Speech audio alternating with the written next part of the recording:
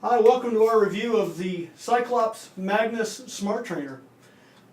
Don't let the bright light coming in through the windows fool you.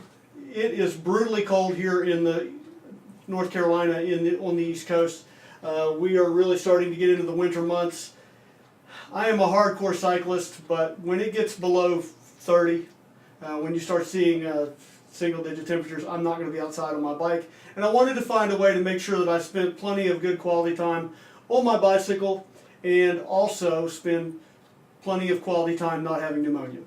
So maybe this time last year, right now it's January, I actually hooked up my dumb trainer to the CycleOps, which was a CycleOps something or other. I don't know, I'd had it for about 10 years.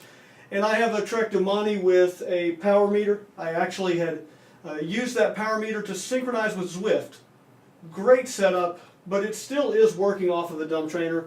I decided as the fall came along to upgrade. So a couple months ago I actually bought the Magnus, and the Magnus is recommended by Zwift as one of the two trainers that you can buy through them. The top of the line CycleOps trainer, or a higher end CycleOps trainer, is actually the Hammer. The Hammer comes in at around $1,100, $1,200. If you buy all of the equipment that goes along with it, you're going to spend a lot of money.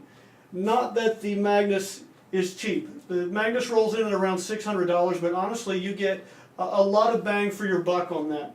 Setup is very easy out of the box. To the way you see it now, took about 10 minutes, 15 minutes. I am not a rocket scientist, so if I can do it in 15 minutes, most of you can probably do it in about 6. The biggest portion of the setup time is putting it together. Obviously I didn't think about doing an unboxing video. I really just wanted to give an honest review of this setup the way that I use it, and primarily the way I use it is through Zwift.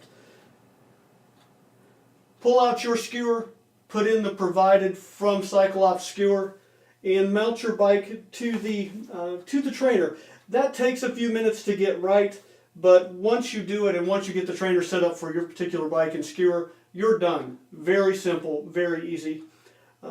One of the more difficult things I found in the first month or so was figuring out how to get the tire pressure set correctly. Now I had an older CycleOps unit, and you basically just put a lot of pressure on it and you pedaled the thing as fast as you could until you felt like throwing up. This is actually a little bit more consistent than using a dumb trainer. The CycleOps Magnus actually has a clutch knob. You turn that until it locks, a lot like locking a gas cap. So I'm going to demonstrate that really quick. Obviously you want to make sure that your tire pressure is set correctly, but once you have your tire pressure set correctly, you should be able to turn this knob and it will, just like a gas cap. The exact same tension, the exact same pressure every time. Works pretty good. Have been really happy with this trainer.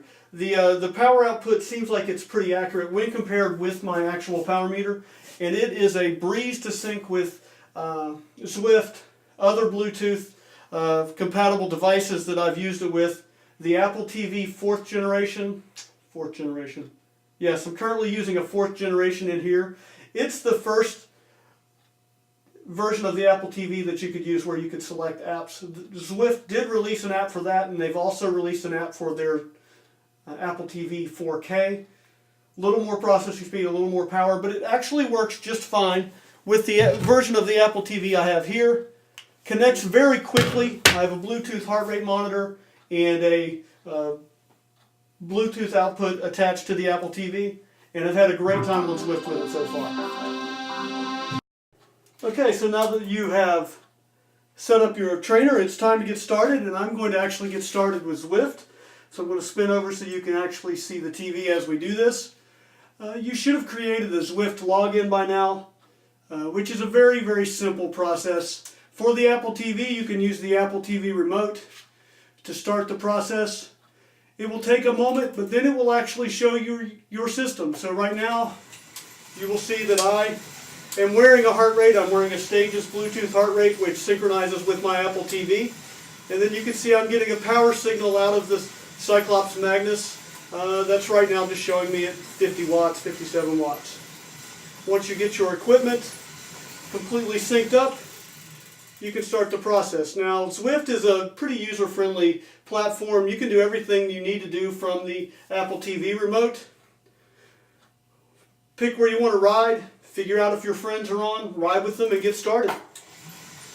So I'm going to get started. Thanks for watching. If you have any comments, any questions, please leave them in the comment section below.